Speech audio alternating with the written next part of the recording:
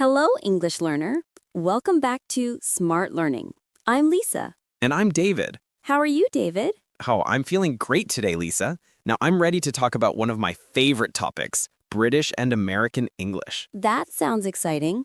So, David, why do you think it's important for beginners to learn about the differences between British and American English? Well, Lisa, English is spoken all around the world, and sometimes learners get confused because words, pronunciation, and even grammar can be different depending on whether you're learning British or American English. Knowing these differences helps learners communicate clearly wherever they go. That's a very good point. Can you give us a simple example of a difference in vocabulary? Sure. One common example is the word lift in British English, which is called elevator in American English. So if you're in London, you might say, take the lift to the 5th floor. But in New York, people would say, take the elevator to the 5th floor. Oh, I see. That could be confusing for beginners if they don't know both words. Exactly. Another example is the word flapped in British English, which Americans call an apartment. So someone in London might say, I live in a flat near the park, while an American would say, I live in an apartment near the park. That's interesting. What about spelling differences? I've heard some words are spelt differently. Yes, that's true. For example, British English uses color, favorite, and center, while American spells them color, favorite, and center. Beginners should be aware of these so they don't get confused when reading or writing. And pronunciation can be different too, right? Absolutely. Take the word tomato. In British English, it's pronounced tomato, but in American English, it's tomato. Even simple words like schedule can sound very different. British people often say schedule, and Americans say schedule. Wow, so pronunciation really matters. Beginners might need to listen carefully to native speakers from both regions. That's right. And it's fun too. Listening to different accents can help you improve your own speaking skills and understand English better. That was very helpful, David. Can you tell us more about expressions that are different in British and American English? Sure, Lisa.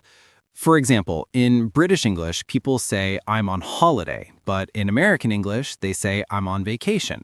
So if a British person says, I'm going on holiday next week, an American would say, I'm going on vacation next week. Oh, that's a good one. Are there other expressions like that? Yes. For example, the word biscuit in British English refers to what Americans call a cookie. So if you're in London and someone offers you a biscuit, don't be surprised. It's actually a sweet treat. I see. What about the word chips? I've heard it can be confusing. That's right. In British English, chips are what Americans call French fries, and British crisps are American chips. It's important for beginners to learn these differences, especially if you travel or watch movies from both countries. Definitely. And what about pronunciation? Are there common words that beginners should pay attention to? Absolutely. Words like advertisement are pronounced differently. British people say advertisement, and Americans say advertisement.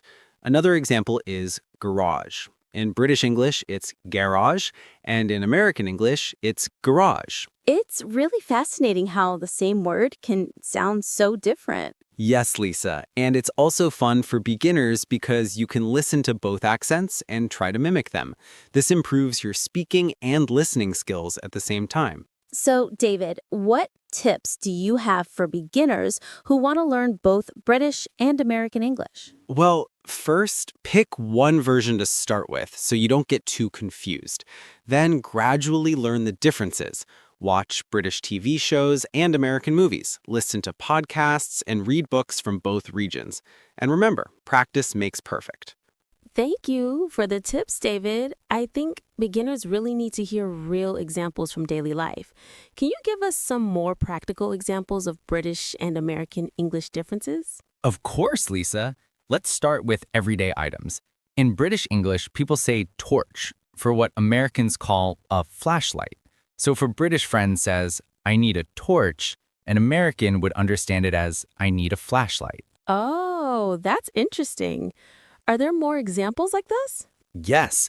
Another example is trainers in British English, which Americans call sneakers. So if someone in London says, I bought new trainers, an American would say, I bought new sneakers. Beginners often find this confusing at first. I can see that. What about food items? I know biscuit was one. Yes, food words are tricky. For example, aubergine in British English is eggplant in American English.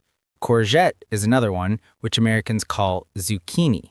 And don't forget, British chips are American French fries, and British crisps are American chips. Wow, it's amazing how different the words can be. What about expressions or sayings in daily life? Sure, in British English, someone might say, I'll ring you later, meaning I'll call you later in American English. Or a Brit might say, I'm feeling peckish, which simply means I'm a little hungry. These expressions are fun, but can confuse beginners if they're not explained. Peckish is a funny word. I bet learners would enjoy knowing these. Definitely. And pronunciation matters too. Take the word herb. In British English, the H is pronounced herb.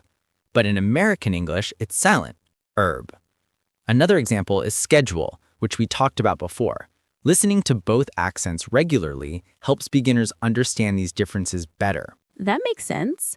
What about spelling mistakes? I think beginners sometimes mix up British and American spellings. Yes, Lisa. Common examples are theater, British, versus theater, American, traveling versus traveling, and defense versus defense.